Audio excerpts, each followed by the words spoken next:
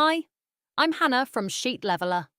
Today I'll show you how to automatically add a timestamp when a cell changes, without overwriting the original timestamp.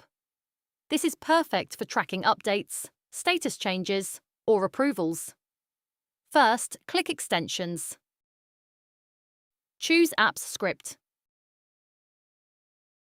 Delete anything in the editor. Paste this script. You will find this script in the video description. Click Save. Close Apps Script.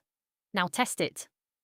When you type something in column B, column C automatically inserts the date and time.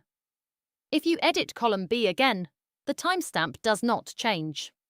Quick tip: you can change which columns are used by editing the numbers inside the script. That's it. You now have automatic timestamps that never overwrite. Like and subscribe for more Google Sheets automation. I'm Hannah from Sheet Leveler. See you in the next one.